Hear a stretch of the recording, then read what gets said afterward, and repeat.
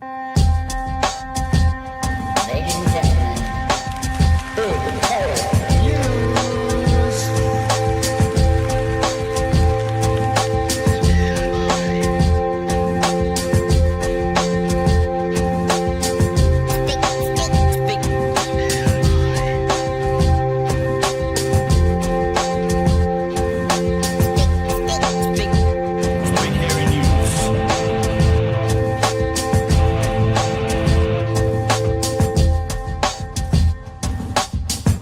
Hey, kia ora koutou te whānau. Welcome back to another edition of Big Hairy News on Christmas Eve. It's beginning to feel a lot like Christmas.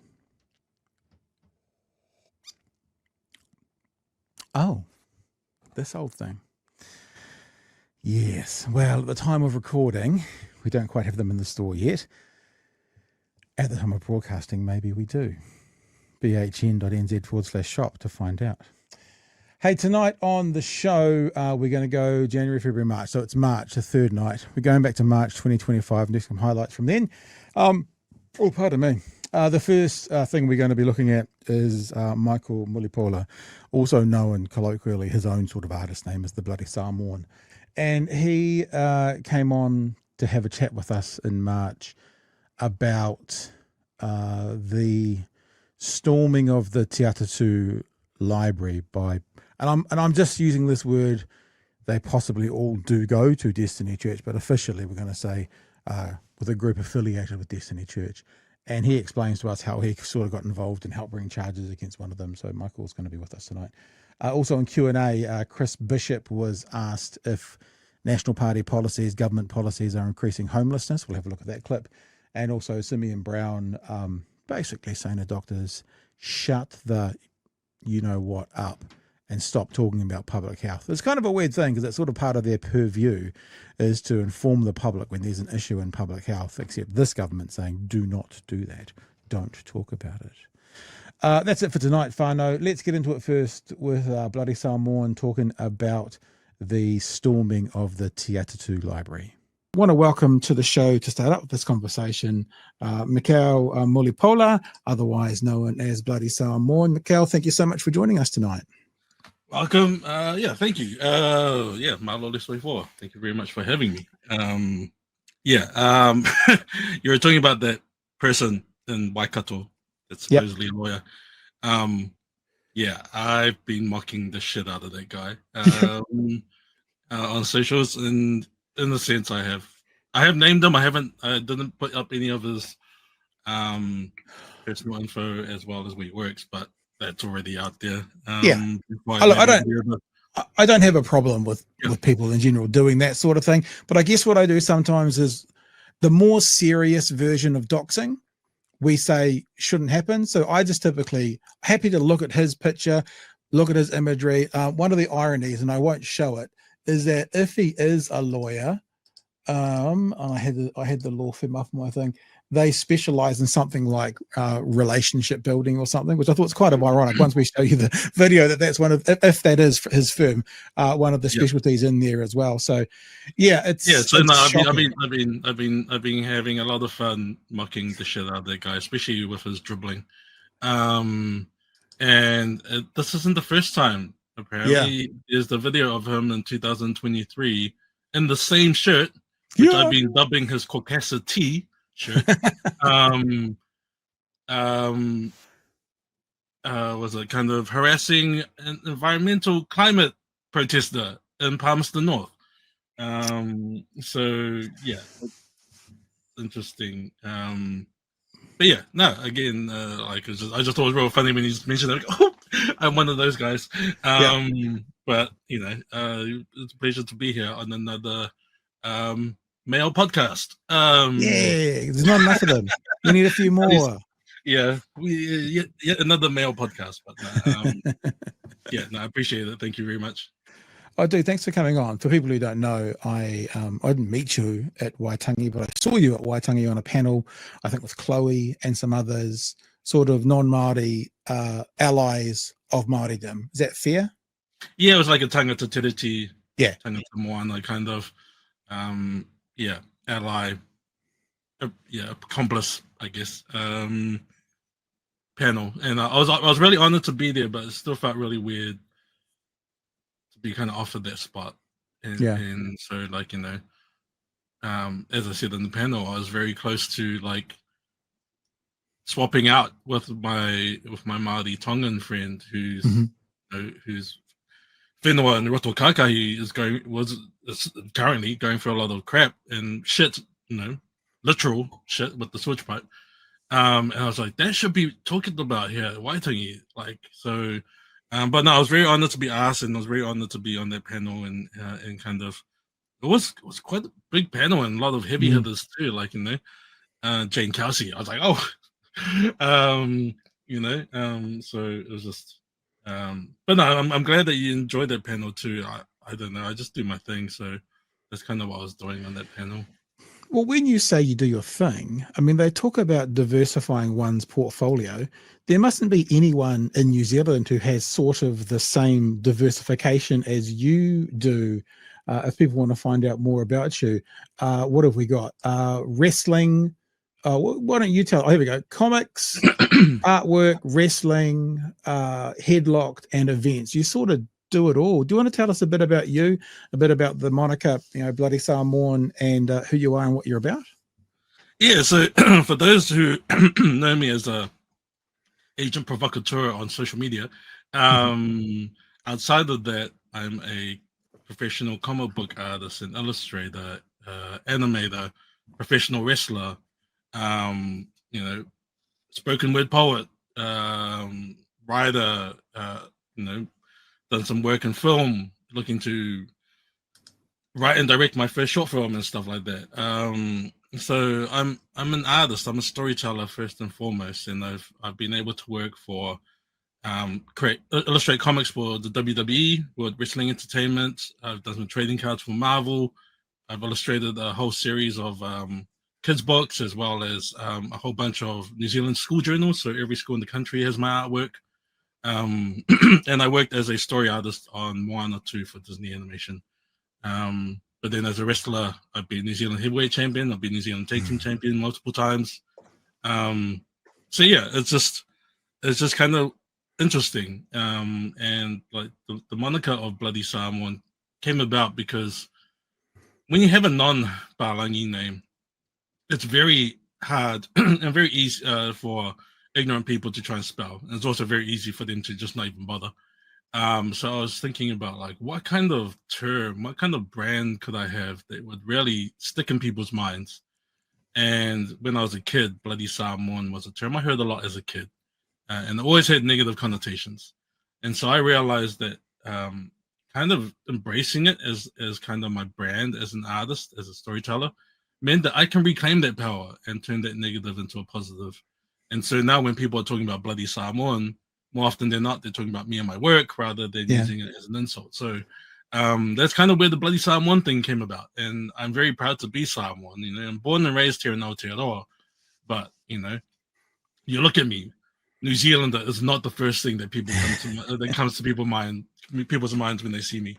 And so I was just like, yeah, I'm proud to be Samoan. I look Samoan, so I'm going to embrace that. And funny enough, through my career, I've been able to create a successful career on my own terms, on my own esteem, with obviously my family and friends. I've never really been one to be supported by the larger art organizations and networks here in Aotearoa.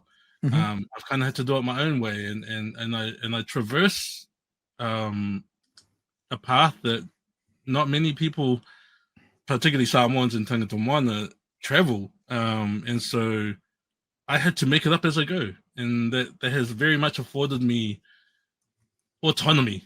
I'm not shackled by the chains of Create New Zealand and funding organizations. And so, I've always been very vocal about the funding system, and whatnot for CNZ and all of this other stuff, because I exist outside of that, and that kind of translated into kind of, I guess, advocating for artists' rights. It was very much just kind of a great transition into kind of advocating for rights in general for anyone and everyone that hasn't had, I guess, the freedom to do things like I have in the way I've had them. It's funny when you step outside that world by choice, and then others are kind of forced into that world. Like I know within the broadcasting realm, unless you're sort of an official, associated with an official mainstream New Zealand on air and that kind of stuff won't touch you. So some people are forced out to be out there, but then when they're out there, the freedoms and stuff with come with that. Like I get what you're saying from a different perspective, sort of thing. It's like, do what you want when you want, your own boss. You rise and fall off your own merits rather than sort of what, for want of a better word, the contract that you've got to fulfill certain criteria. It's cool. I mean, that's not to diss anyway, by the way, who uses NZ on air money. It's a valuable tool for the right people. But no, I feel you. It's cool. Having also, I was interested to hear you say kind of reclaiming the word, because being a young lad who went to St. Peter's College in central Auckland and then spent a lot of time in Mangere and around that area, when I heard it as a child, it was probably the negative as well, which is why I was interested about it. So yeah. So you're with me today. We connected, and we're talking a bit about Destiny Church and what's happening with them at the moment. I guess, and technically we probably have to be careful about what is alleged and what is not, because it's before the courts. But you wrote to me, I'll read it out to make sure that I get it exactly right, and then I want you to dive down deep into it. You said you went about creating real consequences for the attackers via social media, which led into arrests and the court cases. So what I hear when I see that is you are someone who actively maneuvered yourself and the story you were telling on that day, the message, the actions of others, and then that led into what we're seeing in the courts today. Tell us what you did. Tell us how it all happened.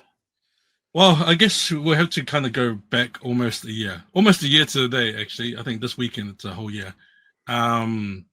The rainbow flag action outside Destiny Church in Woody. Yep. That was Zane and myself, my friend Zane and myself, the action there. And again, we did that outside of the property, though they allege that we were stalking on their property. But again, we made sure that we kept it legal. We didn't step a single foot on their property. And so having kind of gone up against Destiny Church for almost a whole year, face to face. I've gotten used to their tactics, and I've gotten used to like the way they do things. And so I happened to be at Te Atatu Library just after they've been pushed out of the building.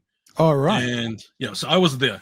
Not when everything went down, but I saw the aftermath, and I saw the hurt, I saw the pain, saw the trauma that people were dealing with because of what Destiny Church, allegedly Destiny Church or Freedom and Rights Coalition, Man Up and Legacy West Auckland did, in terrorizing the community of Te Atatu. Not just the rainbow community, but it was like kids, library staff, all that, families, young people. So I saw that and I was just like, okay, in the time that I've been going up against you guys, this is the first time you've crossed that line. Right. And so for me, I was like, the gloves are off. I was just like, the gloves are off, motherfucker. Like in the times that we've gone back to back, trading verbal jabs, it's always been verbal. This has crossed that line. And seeing the way that the police had kind of prioritized just removing the Man Up West Auckland crew from the building rather than dealing with the assaults and everything that came about because of that, I was like, I've seen this before. Yeah. I've seen this before where the cops have prioritized just removing the threat, but they haven't taken on details. They haven't done all of this stuff. These guys are most likely going to get away with it. They're gonna get slapped on the wrist. They're gonna, like, I could see the way they were they were acting. They were celebrating their actions. They were on a high because they felt so empowered by storming that building, right? And so in that crowd is where I clocked the former the former New FM worker. I won't name him. And I remember going, wait, that motherfucker works for New FM. Had his child with him as well, eh? Yeah. But a child. Yeah. I believe it was his, but so yes, I saw that, and having known some of the Auckland Pride people that were there that were trying to stop them from going up their stairs, I talked to him. I said, "Hey, are you guys okay?" And my friend, she's Samoan, and I said to her, "Do you recognize him?" She goes, "No, because he's from New FM. He's from the Morning Shake show." And she's like, "What the fuck?" Because we were just in this studio last week promoting Pride. I said, "Yes." And now you know how exactly he feels about you people, our Rainbow whānau. And knowing that it was still Pride Month and that some of our other Pride, our Tangata Moana Pride and Rainbow Ainga, LGBTQ plus, MVP buff plus people were in that studio earlier that week, I was like, well, that guy's in that studio, it's no longer safe for our people. And so I said to her, I said, I'm going to call him out. Shall I do a video? And she goes, fucking do it. Because I didn't care about him, I cared about the victims. And if the people that were directly affected by the actions were telling me, yo, call him out, let's get him to think, I realized that because of his semi-public profile, it was strategic. Unfortunately for him, he's going to take that brunt of real world consequences, because that position that he's in a radio station that is for our people, Tangata Moana people, and Rainbow Ainga, going into that studio is now no longer safe while he's in there. And so that's why I realized that targeting him would elevate the situation and create real world consequences for these Man Up and Destiny Church people. Yeah. And that was the goal. It was like, and in doing so, they can't escape, right? And I think one thing people don't realize, because people are like, oh, they weren't trying to thing, or that what people don't realize is that after Te Atatu, Hugo Girl was scheduled to read at Newland Library. After Te Atatu, that same group were emboldened by their actions in storming Te Atatu that they went to Newland to try and do it again. People forget that. People forget that they were so emboldened that they decided that, yeah, we're going to go to Newland and do this there. And Hugo Girl's reading was cancelled, rightly so. But the main instigators of Te Atatu were there at Newland, ready to do it again, including the guy from New FM, formerly from New FM. He was there at Newland, ready to do it again. So people forget that it wasn't just a one-off incident. They wanted to do it again. And because they had no remorse. They had no remorse until I came for their asses. And that's why I did it. And I used social media. I used my platform. I used my connections, particularly in the Tangata Moana circle, to call this guy out, to realize that he, in that position, has a sense of care and a sense of duty to ensure our people are safe. And his involvement, his active support of that action, of that violence, meant that he was no longer safe. And so that's why I did that. And then the following week, People Against Prisons Aotearoa had their Defying Destiny event. And I couldn't make it to that event, but thinking that Destiny Church may show up, I did a video identifying all the main instigators of the Te Atatu Library storming. Again, that was to ensure that our people that were at the event, going to Defying Destiny, can keep an eye out for any of those instigators who may look to, again, repeat what they did the week before, because they were emboldened. They were willing to do it again on the same day.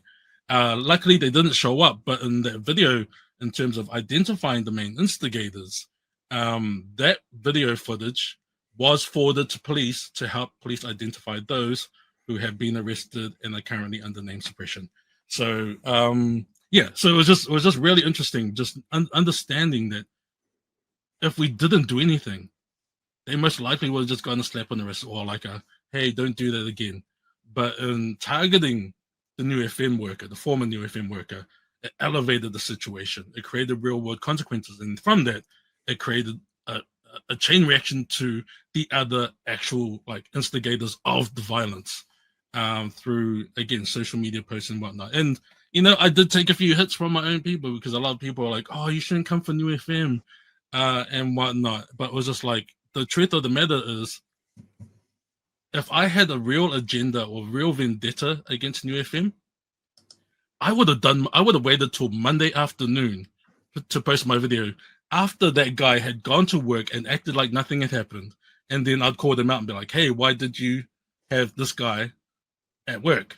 Because I suspect, and I have a very good feeling, that if it wasn't for my video, which I posted from the car park of Te Atatu, my initial video, which called him out, so I was heated too. I was really pissed off because I saw firsthand. That allowed New FM a couple of days grace to try and figure out what to do about it.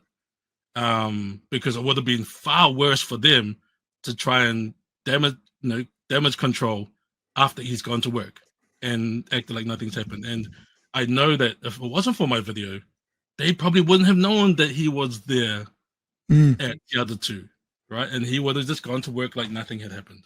And again, once they crossed that line, for me, it was all gloves are off. I'm coming for them. Interesting response from New FM as well. They've they did the right thing. This is nearly a month old now, of course, but New FM then apologized. So one could say that with your encouragement, you helped them to see clearly, so then they could also do the right thing, which was to apologize on behalf of one of their workers as well. I'm trying to think about, like, we've been talking completely different conversation, but last week we were talking to Dr. Gary Pienda around what we need to do at the moment and how we need to function within pushing back sort of thing. What do you think the average Joe needs to do when it comes to groups like Destiny or other groups that are making part of our vulnerable communities unsafe? What should we be doing as a people to try and A, help those vulnerable communities, but B, call out those groups that are doing these things against them? Yeah, it's really hard because a lot of the people that are doing these actions are doing them at the behest of their leader or leaders, like Brian Tamaki, or like Tala Leaso Maivao, who is the leader of the Man Up West Auckland chapter, right? So a lot of the people are our vulnerable. A lot of them are our marginalized. And there's always a sense of pity when I go up against them, because I can see how their search for something meaningful has been warped, has been exploited by Destiny Church, and weaponized in a way that it isn't healed. It is just instead directed towards their perceived enemies. And there's the calls for like removing the charitable status of Man Up and Destiny Church and all of that stuff, which I think A is good, but B, we need to also ensure that there are processes in place for, if there is a charitable status to be removed from Destiny Church, that there are processes in place that also help those who are gonna feel the lack of that charitable stuff, because a lot of churches, they do work for communities and whatnot, and so for me, that's the other side. Is like, yeah, we can call for this, but we also got to make sure that people are also looked after if that charitable status is removed from Destiny Church. So yeah, it's really hard. Like the foot soldiers, I guess, is always the public facing thing. Like Brian Tamaki only shows up in person if it's gonna look good for socials. He does it for clout. He's a clout chaser, right? Or cloud chaser, I guess. When it comes to religion, but no. But oftentimes it's his grunts, it's his foot soldiers, and for me, it's they, having gone up against them, they have a script. They only stick to their talking points, and they always have one person designated as the speaker. Everyone else is like, again, a lemming. Yeah, it's a very weird dynamic because you see one person speaking and everyone's just kind of standing there like doing what they're told. They're following orders. And then on our side, we're chanting in unison, we're singing in unison. There's a synergy that comes with a shared collective cause, right?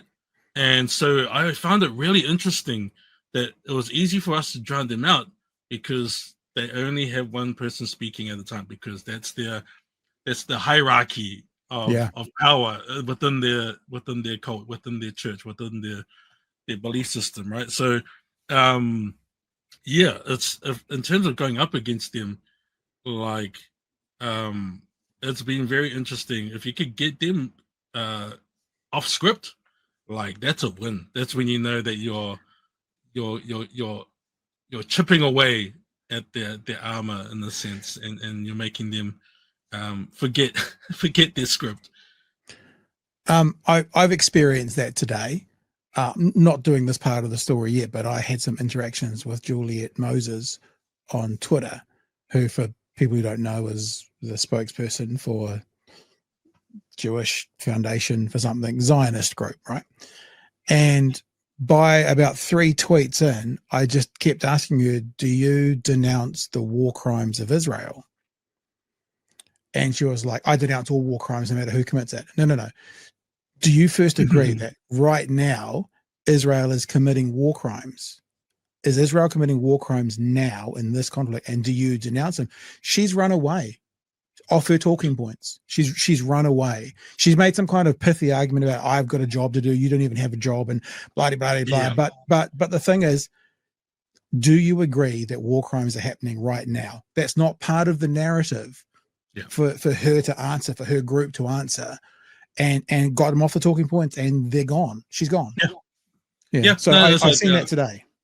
Yeah, like it's funny too, because people that know me through social media, like they're like, oh, is this guy like that in real life? I'm like, unfortunately, I am. What you see is what you get. And so in my in-person interactions with Disney Church, I am roasting the shit out of them. And some of them have gone viral because at the museum, you know, when the little group of 5, I can name them all too if you want, but I was like, I know who these guys are, but and it's really funny too. Again, in my research and finding out who these people are, when they rock up and you say their name, you see them drop their nuts just a little bit. I'm like, that's right, welcome to my wheelhouse. But they were like just saying the same old talking points. I remember the main person was Karl Mukaraka, who was if you don't know him, he was the Vision Party candidate for somewhere, but he's known as the fence climbing guy that interrupted Luxon over the back fence. Yep, gotcha. That's Karl Mukaraka. And he's one of the main kind of Destiny Church Auckland guys. So he was kind of heading the counter protest. It's like, again, 5 of them at the Auckland Museum when our Palestinian whānau here in Tāmaki we're wanting to celebrate at least the news of the ceasefire. Right? It's like, hey, there's some relief, right? Obviously it's not perfect, but at some sense of relief. So they wanted to celebrate that at the museum. So we showed up to the museum. This cadre of 5 Destiny Church man-up people show up. Karl Mukaraka being the leader. He just kept saying the same old things. And it's really interesting too, because despite the large kind of Maori membership of Destiny Church, they will never say Aotearoa. Right? They always refer to New Zealand. And I remember Carl saying that we are grateful to the colonizers for bringing Christianity to us. I went, oh, you're such a Polynesian. And I remember just going back and forth because he was bringing up the Maori battalion. Because the reason why we're at the Auckland Museum is because on the side of the Auckland Museum, there is the plaque that says Palestine. Yeah. Right? It doesn't say Israel. It says Palestine. And, you know, New Zealand's history in Palestine isn't great. Seraphim massacre. But Google it. But it says Palestine, which is why we're there. So he was bringing up the Māori battalion, and I was just like, oh, fighting for this country, fighting for the flag, all this stuff. And I'm like, oh, you mean the same Māori battalion that fought for this country, fought for this flag, then came home and were treated like shit by that same government? And I just kept thinking with that, right? And it got to the point where he goes, brother, what you're saying is pono. We are the native people of Aotearoa. I went, wait, did you just say Aotearoa? You just said Aotearoa. And people are like, oh, it's like, so it was just really funny just to kind of get him there. And he kept trying to sing the national anthem. And when one of his lackeys, who was often at Auckland Palestine events trying to counter protest, but he does a horrible job of it. I'm like his worst nightmare. When he went to speak on his megaphone, it wouldn't work. So I think it ran out of battery. And I was just like, bro, like, what's wrong? And when you have pity for these people, like you kind of, you feel sorry for them. And I was like, oh, I feel sorry for you, bro. And so I decided to sing a song, and I was like, what's a sad song that we can all sing? And then I realized the meow meow song. Meow meow meow meow. Meow meow meow meow meow. So I started singing that because I was like, everyone can sing it. You don't have to know the lyrics. Everyone knows it from the social. And then next thing you know, we're all singing it at them, drowning them out with meows. And like some of the cops are laughing. And even a couple of the Destiny Church people were laughing when I started it. Real life. And that went viral. Yeah. And now it's become an actual tactic to kind of drown them out, because when you have authoritarian figures like that, fascist figures like that, which are about instilling the authority upon other people, right? Mm-hmm. If you can undermine them with comedy, they fucking hate that shit. Yeah. 100%. And so that's my job in the front line, is like, I am going to mock you. I'm going to make fun of you. I am going to make sure that you are humiliated because you fucking hate that. It totally undermines your authority, or the perceived authority you have in your head. And so that's where I've kind of found my niche, is that like, yeah, I do these videos, but then I also do these scathing, mocks and roasting that really kind of cuts at the heart of what they're trying to establish with the authority. Hey, two more things. Kiwi Bird wants to know where they can get the t-shirt from that you're wearing. Where can we get that t-shirt from? Yes, this t-shirt. I'm not too sure if you saw it, but Kirsty Murfitt from Tauranga, failed politician, Little Miss Murfitt shared it on her Facebook, trying to talk shit about like my designs, and it ended up kind of resulting in more t-shirt sales. So in terms of my and this one was one of the t-shirts that she had an issue with my Die Cook, my Captain Cook one, and also my Coca Colonizers one, as well as this t-shirt. And lots of triggered white people were like, it's racist, blah, blah, blah. In fact, I actually got an email from one of her supporters that told me to hang myself and called me an N-word and stuff. So, and the dumbass posted it from his personal account, so it had his name and everything. And so where's the merch on? Is it on your website? It's not on my website. It is on my socials. So like at Bloody Samoan on Instagram, you'll find links and bios, as well as on my TikTok. We'll come back to it. So Bloody Samoan on Instagram. You'll find a link in bio to my t-shirts, including this one. There's a hoodie as well. And even like on Kirsty's post, Kane Warren, the head of Man Up New Zealand, commented going, "Boost our sales, Man Up New Zealand." I was just like, so it was just kind of funny how my videos and my artwork are causing a stir amongst all of these racists and stuff. Bro. In fact, I'm not too sure if you're aware of it, but Henry got in trouble last year for sharing some of my artwork. Oh, really? So I did the Garbage Pail Kids, and I did the one where like there's the shit coming out of Seymour's eyes. So Henry shared that on the socials, and he got in trouble for it, and it made the news last year. So it's really interesting. Again, like knowing that my videos, like, so currently I'm blocked by Brian Tamaki, Destiny Church, Freedom and Rights Coalition, and Man Up West Auckland that I'm aware of, because they're afraid of me. They're afraid of the information I'm able to gather to draw,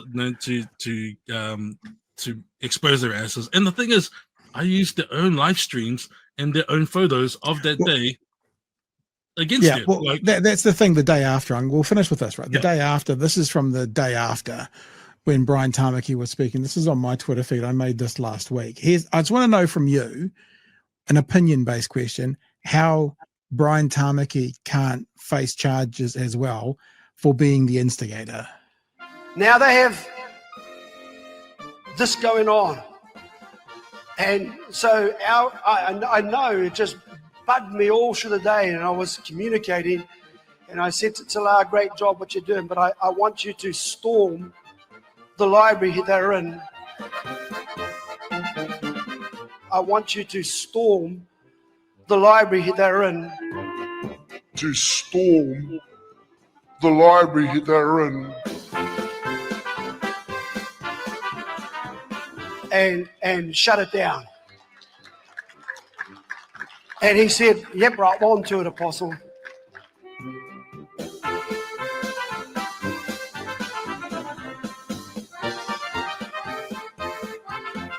At a word or a phone call, I can guarantee immediate response.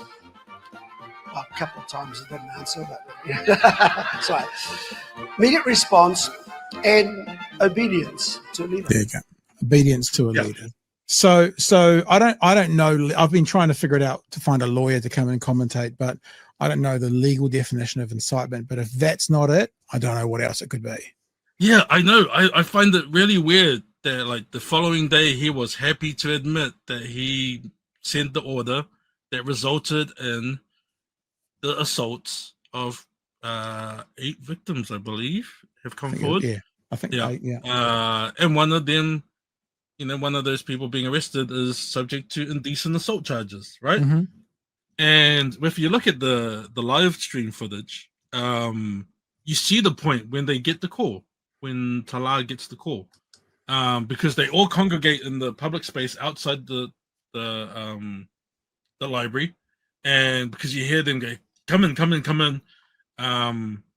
Once they get the call, that's when Tala leads the charge to storm the library.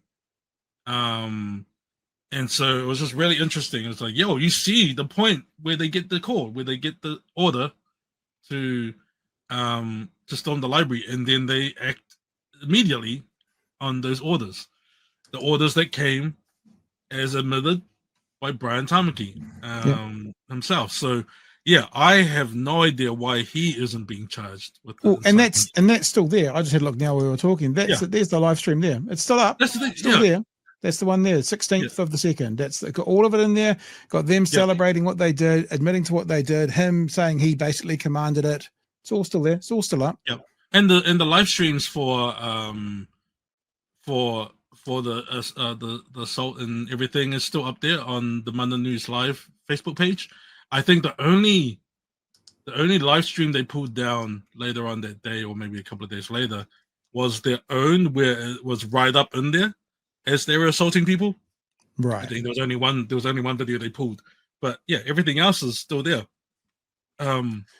So yeah, I have no idea why he hasn't been charged with the incitement, because it's like, maybe that's the next round of social media interference, Michel. Yeah, well, I did put it out there, and I know it had been reported on because I know the media is watching my socials for what's the thing that needs to be reported on, and obviously because it's on social media, they have no they don't need to contact me to publish like the stuff. That would be nice. It would be courteous to kind of be like, hey, we're going to use this for a story. But no, I've seen them quote him and show clips of him saying that. But again, nothing's happening. Like, what the fuck? All right. Hey, dude, thank you so much for coming on with us tonight. Anytime you want a place to come and rant, feel free. Would love to have you again. And everyone in the chat is basically in one voice saying thank you for what you did and thank you for what you're doing, especially exposing these dangerous groups attacking our vulnerable people. Oh, no, it's funny because I keep telling people I'm just doing my thing, really, and that's all you can really ask of people is do what you can with what you got. And I'm very lucky that what I've got is this massive range of skills that I can utilize to attack an enemy like a fe'e, like an octopus, with many multitudes of angles and approaches and whatnot. But like, again, everyone back home, do what you can with what you got. Just do something. So. And to find out more and follow Michel, it's www.bloodysamoan.com, and the Instagram links are all up there if you want to go look for some of that merch and stuff as well. Dude, thanks for joining us tonight. All good. Thank you very much. Welcome back, Whānau. Good to be with you again. Oh, that's old. Oh, yeah, it's one of those. It's one of those things, Speaking of, to be honest with you, at the time of filming this, those coffee mugs are not in the merch store yet. However, at the time of broadcasting, maybe they will be. And we're doing a massive deal with the merch through the summer period that we're giving 30% off anything. So anything in store is 30% off. So head to bhn.nz, go to the shop in there, and use the promo code XMIS2025 at checkout to get 30% off.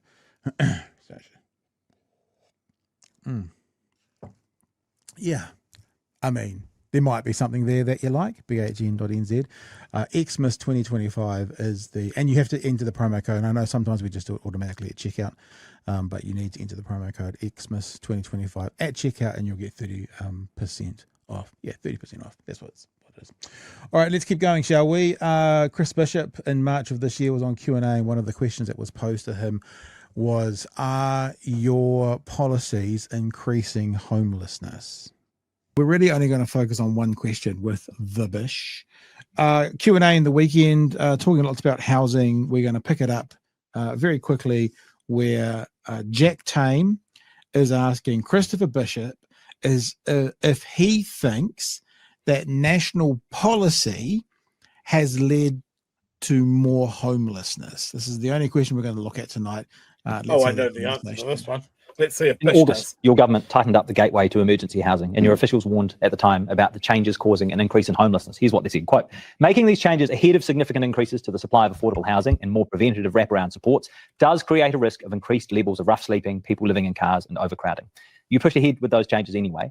Has changing the emergency housing policy increased homelessness? I don't believe so. I think it has made the system clearer for everybody to understand. There will always be a need for emergency housing. I want to make that really clear. And for people who need emergency housing, it will always be there. So you don't believe so? Based on what? Based on what I see and hear around the place. And give us some see and hear, that's just anecdotal. That's like, I can remember a comedian once telling a joke about how society was struggling, and he was like, yeah, apparently the research says that everyone's getting poorer. Yeah, I've never been more rich. So it's basically that level of, what I'm seeing and hearing.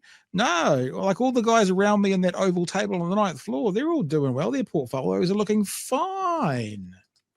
Based on what I see and hear around the place. But give us some data. See and hear, that's just anecdotal. Give us some data. The register was 25,000 when we came in. It's now 20,000. I understand the register's gone down. I understand the emergency housing's gone down. What about homeless numbers? Well, there is basically no agreed definition. This is a really interesting conversation. Sorry to cut in, because for the first kind of quarter of it, you can see this is halfway through the conversation, the Bish almost came across like he was a decent human being. And I think we've heard that sometimes from Kieran. And there's several questions in this conversation where Jack's saying to him, why don't the rest of your cabinet kind of agree with you? You're wanting to do this other thing. Why are they not going to support you in this? Like 3 or 4 times, the themes of that question kind of came up, which was sort of interesting to watch. Although the Bish doesn't really have much of a comeback for, are you causing more homelessness? He's going to have to play that with a pretty straight bat, and he can't. Of what homelessness is. Okay, there's a Stats New Zealand thing which is done as part of the census every 5 years. Can you point to any homeless measure, accepting that there's disagreement about how you define homelessness? Can you point to any homeless measure during your time in government that has gone down? Yes, I've just given you the social housing register and emergency housing. Well, those aren't homeless. Those are hard. That's hard data.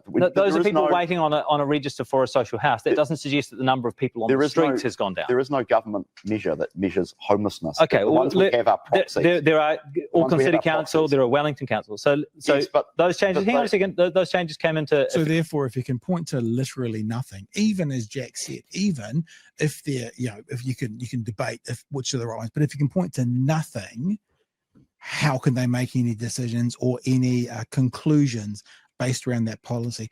He can't even say there's much thought about this. One part would say this, one part would say that. We think this. He won't point to anything, no contrary information at all, just nothing, Chewy. No, that's all I've got. It's just a very loud noise. All right. Council, there are Wellington Council. So yes, but those changes. Hang on a second. Those changes came into effect at the end of August, right? So between September and January, Auckland Council's community impact team recorded a 53% increase in the number of people living in cars, parks, or the streets. In the 12 months at the end of last year, Wellington data showed rough sleeper numbers increased by. So this would be Jack pointing to data. Like, even if it's contestable, he's pointing to something.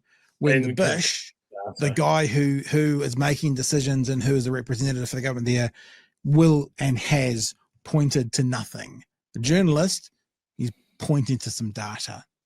Streets. In the 12 months at the end of last year, Wellington data showed rough sleeper numbers increased by a third. Do you accept that your changes could have contributed to higher numbers of homeless people? No, because I think when people are in those situations, they should talk to MSD, and there will be housing support available for them. We spend. He's saying no because there's an answer that hasn't worked yet.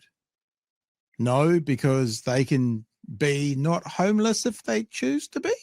They should talk to MSD, and there will be housing support available for them. We spend hundreds of millions of dollars every month on housing support, or tens of millions of dollars every month on hundreds of millions of dollars per year on housing support. There is social housing available. There's emergency. There's transitional we housing. Appreciate that these measures are so. No one's disputing that you've completely torn out all of the social supports that might be available. However, the changes that you introduced, it's pretty clear, have made the gateway to emergency housing much more complicated. So the State of the Nation report from the Salvation Army said that introducing reduction targets and tightening the criteria, the gateway to emergency housing, is likely, quote, a key contributor to the rising street homelessness. Well, that's their view. We've also made their view. It's the Auckland Council view. It's the Wellington measure as well. We've also made it easier to get out. There are now hundreds, thousands of children who were living in emergency housing motels who are now living in warm, dry homes as a result of the changes made by the government. So this is the critical point. Children. So emergency housing before you came in was costing New Zealand more than $300 million a year. Correct. Vastly expensive. $1 million a day. Yeah. So Tama Pōtaka, your associate minister, says that 80% of those moving out of emergency housing were going to better, more permanent solutions, which is great. But it still leaves 20%, right? Yes. And so if the policy settings that you have introduced put 80% of people from emergency housing into better options, but leave 20% of people on the streets, is it worth it? Well, it's a great question, because what he's basically asking is that payoff okay with you guys? Is it okay to help the 80% to screw over the bottom 20% even more? It's a really interesting question. It's actually an interesting debate as well. Do you help 80% and fuck the 20%, or would that still be seen as a failure? Different political parties would see that differently. But leave 20% of people on the streets, is it worth it? Well, I don't think it's correct to say that those 20% are on the streets. Except that you can't point to any data that actually suggests they aren't. And I can give you numbers from Auckland Council, from Wellington, concerns from the Salvation Army, which suggest the number of people sleeping on the streets. We don't have trackers on everyone. We're not running a police. Well, Auckland Council. Don't tell Winston Peters that. His supporters think these trackers on everybody. Just be aware. Just be aware. We're not doing that. We're not doing it yet. Good point. I mean, Auckland Council's community impact team go and get this data all the time. Before you were in government, they got this data. And between September and January of this year, 227 more people were recorded as sleeping on the streets. There's data. You can't give me any.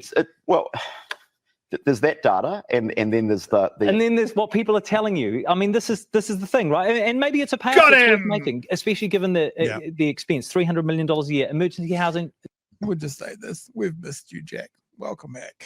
It's a payoff that's worth making, especially given the expense, $300 million a year. Emergency housing, a lot of people have said, was a terrible policy. You've described it as one of the biggest policy failures in New Zealand history. The question is, if the cost of getting all of those people out of emergency housing and into better options is that some fall through the cracks and end up on the streets, is it worth it? There is always support available for people who are sleeping on the streets, who are sleeping rough, who are sleeping in cars. The government will always provide support for those people. MSD do that each and every day. Emergency housing, as it was before, which was essentially a free-for-all, was a disaster. We have made it harder to get in, but we have also made it easier to get out, which is why we can point to the signs of success. But am I pretending everything's perfect? Absolutely not. Emergency housing is a symptom of our broken and dysfunctional housing market. That's why we are doing all the things around greenfields, around density, around freeing up land. All of those things will flow on to have an impact. It's very important. So if you call just... There you go. There's the end of that. I do actually have another one that I wasn't going to play, but maybe we'll, because it's only 60 seconds. But Joe, first of all, your response?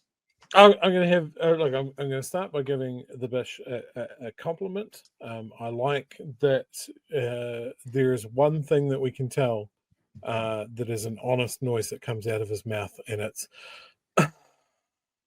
when he knows he's completely fucked. Also, Jack, if you're watching the show, or if any of your team are, I know it's a serious news grill show. Should be classed as a cooking show. Some of these, someone's definitely getting cooked. But when you have someone on the ropes, as much as you do here, you should be able to reach under your desk and pull out one of those little comedy red buttons and just slide it across the desk to your target and say, "Hey, buddy, if you just push this button, this all ends. Yeah. It's all you ends. need to tap out. The show ends. Just go. I admit, I have no idea what I'm talking about. It's actually that's actually a really interesting idea, Chewy, in a media sense, to actually have the get out of jail card. That would be an amazing thing to see if you could make someone use it. You know, where are the people, Bish? I don't know. Just a shrug emoji could have been sitting in that chair for most of it. Like, he even does that thing that I keep on pointing out that the National Party does really well. He identified the problem. The housing market's fucked. That's why they gave all those tax breaks to the to the property owners to solve that problem, right? If this government wanted to solve the problem of homelessness, it could. There are countries around the world that have done that. They went on basically a binge of building essentially supported tiny homes. Well, hang on. Let's pause there, because I'm going to play this last clip. Technically, it played before what we just did, but they were talking a little bit about how many houses are funded by this government. And it's interesting, with all the criticisms they had of the last guys and what the last guys were up to and how the last guys have impacted the planning for various policies, they're pretty keen to own the last guy's funding and decisions made for building houses in their term. Have a listen. It's only 60 seconds or so. The net result this year, how many new state houses will be built in Auckland this year? Can't remember off the top of my head in terms of Auckland. We've Why would delivered you not know 2,000 in Auckland. Those are funded under the last government, though. Yeah, funded under the last government. We'll get to 3,000 by the time of the next election, which was the commitment we gave on the 2023 election. But when you get to 3,000, how many of those are funded by the previous government? 2,000.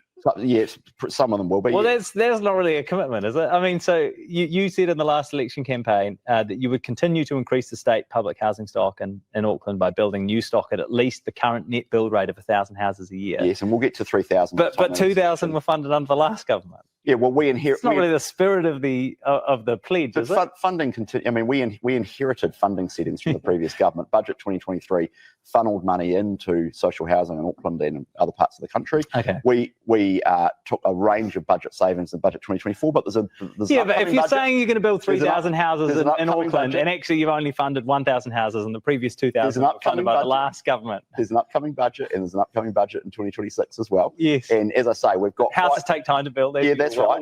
And we've got quite big fundamental changes happening to the social housing system.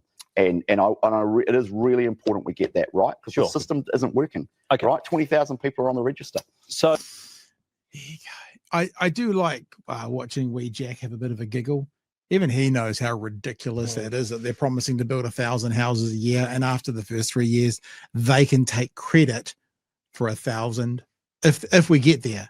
That's by the end of next year. So technically, last year and this year are on Labor. Next year, they're 1,000 if they get there. Hilarious. I've said this before.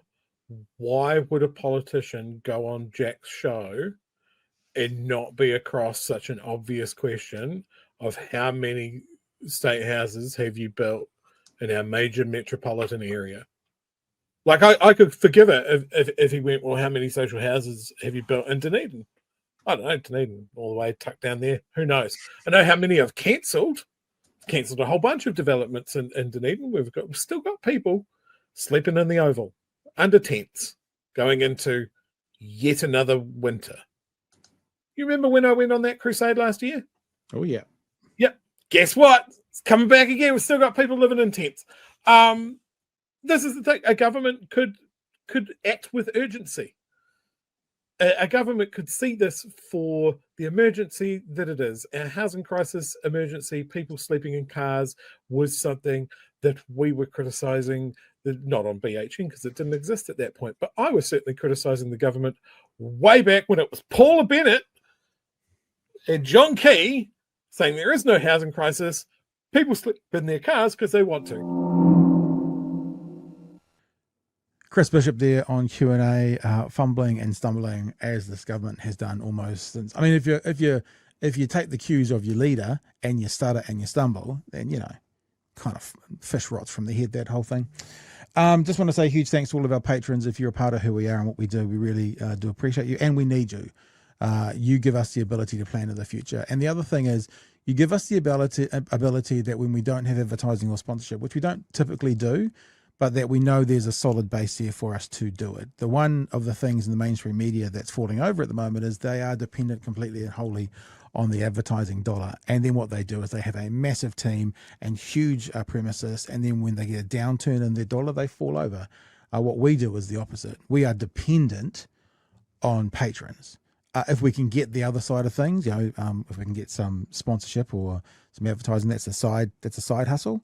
But we're dependent on our patrons. So if you're a person, whether you're paying, $5 a month or $250 a month, then we thank you for it because you keep us going. And if you're not a patron, then it's also cool for you to be able to acknowledge the patrons because they keep us going as well, keep you going as well, to be able to enjoy this content. All right, whānau. So thank you. Oh, by the way, patreon.com/Big Hero News. Simeon Brown has been pretty vocal this year about who should and shouldn't speak about public health. And for some reason he thinks doctors shouldn't be. This is a story I saw very, very late, but it's a very, very interesting story. I want to chat to Gary Pienda about this. I'm not sure where he stands on this because we know that Dr. Gary sometimes gets some raised eyebrows when he's talking to some of his seniors about the public messaging that he does.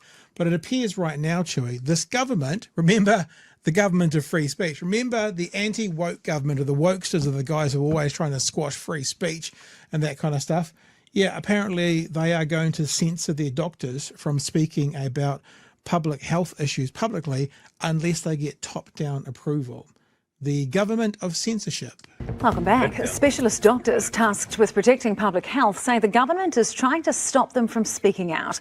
Medical officers are tasked with protecting public health. That's their job. That's that's in the job description. So if it's to do with public health, they're not allowed to speak out about it unless managerials above them give them permission to. Health were called into a meeting on Tuesday and told they need national level approval before making public statements. They've described the edict as chilling, but the health minister's standing by the orders. Political reporter Glenn McConnell has more. They aren't loving it. A row between the government and doctors about McDonald's has turned into a super-sized dispute about censorship and public health. It's ridiculous. They're being censored. Public health doctors at Te Atatu Library raised alarm after being told off for making submissions against the new McDonald's in Wanaka. That telling off came from the top. The government expects Health New Zealand to be delivering timely, quality access to healthcare for all New Zealanders, not making submissions opposed to McDonald's stores up and down the country. What if it's a public health issue? And that's what their job is to do about public. What if they're doing it in their spare time, Simeon? What happens if they're not using up any of their allotted hours and above and beyond, they are doing it? I just feel like, so This we're is seeing, mad. well, this is madness. We're seeing this in America, the right. We've talked about this week. The right are the ones who have screamed about those woke leftards smashing free speech and not being a part of it the whole time. Whereas it's happening in America now that those on the right are doing it. We had the conversation about the Palestinian protester with green card holder, Mahmoud, I'm going to say, I'm not going to say the surname because I remember L-I-L, Falel, something like that. Anyway, and we're seeing it in other parts of America, and now we're seeing it here. These guys, the free speech guys, the free speech purists, are now like, you can't say this publicly. What if it's got to do with public health? No, it is literally the definition. Thank you, Khalil. That's it, Mahmoud Khalil. I couldn't remember. I was singing F for some reason. And they're now literally saying you guys can't do part of your job. They're charged with speaking out about public health issues. You can't now speak out about public health issues. Or, Chewy One wonders, is it more to do with they can't speak out about commercial interests?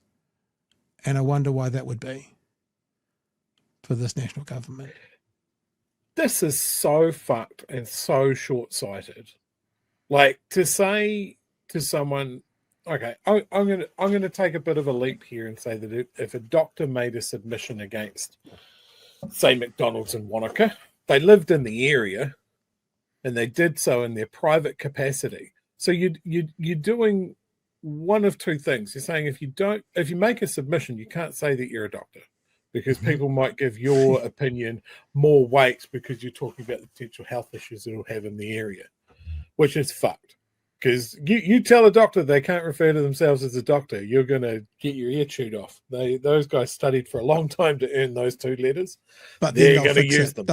They'll chew it off and then they'll fix it. And then they'll do it again and then fix it. And it's an endless loop.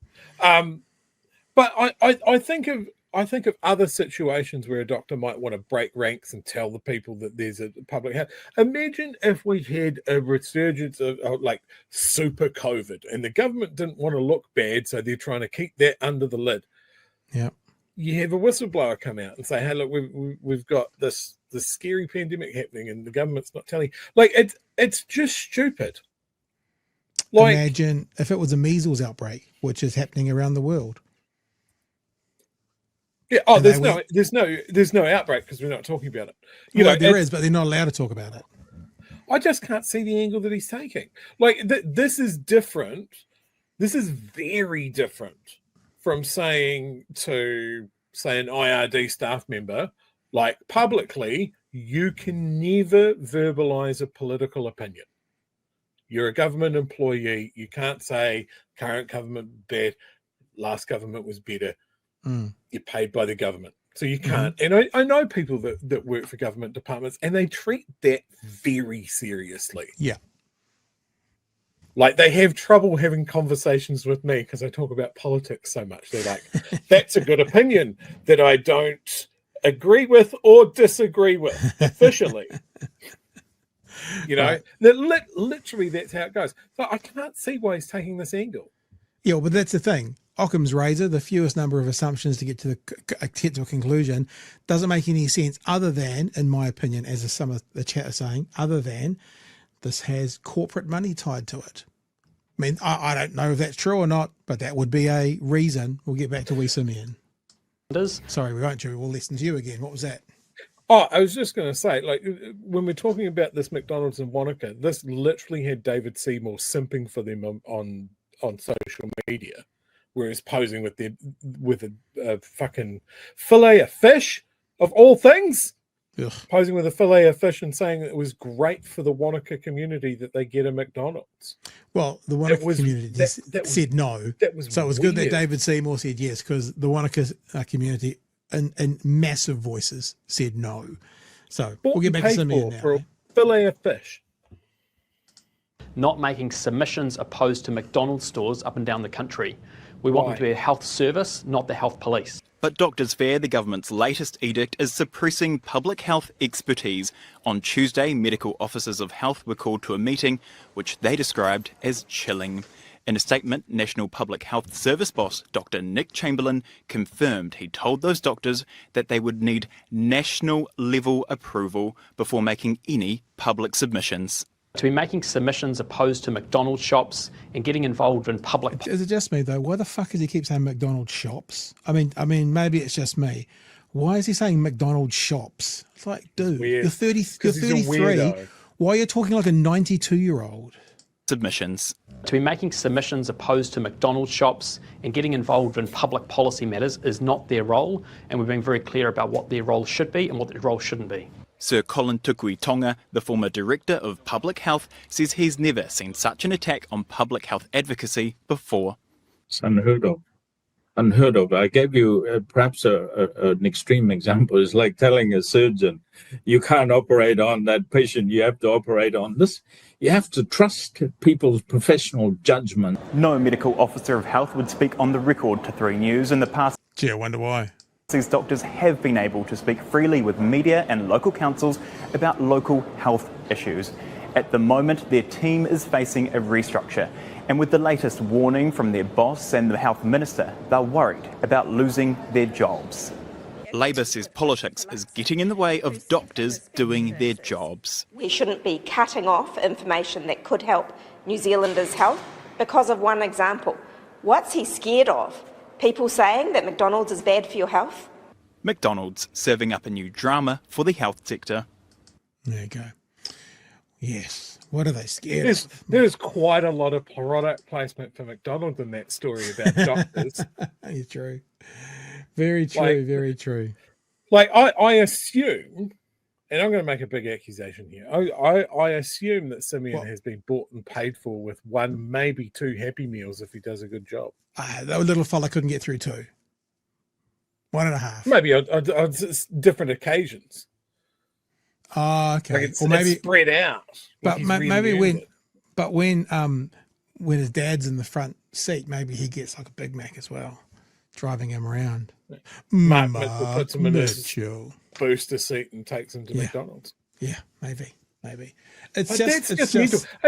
Imagine if Mark Mitchell came out and said, look, police can't talk about local issues with the local radio station or the newspaper without my express permission. Yeah. Because a wave of local ram raiding or something like that makes the government look bad. Would we put up with that? Because that's kind of along the same lines. It's mental. Well, speaking of police, as Tom says very cleverly, if doctors aren't the health police, who are? And it's like, look, I get police, but the example you're giving, you don't often get police, but the story said that their job is to communicate and educate about public health. That's their job. So now what they're saying is their job is to go through their bosses to communicate about public health. And Chewy, they were saying, it's been reported that they were saying it was chilling. I get it. And I don't know. It's obviously a special group of doctors, but it'd be interesting. We'll try and get Gary on and see if he wants to talk to us about it and see what he thinks. Yeah, if anyone's going to tell us, it's going to be Gary. Like your job is not to make public submissions. You've got to get back to changing beds and cleaning out bedpans like we told you to. Okay, Fano, that's us. Excuse me for a sec.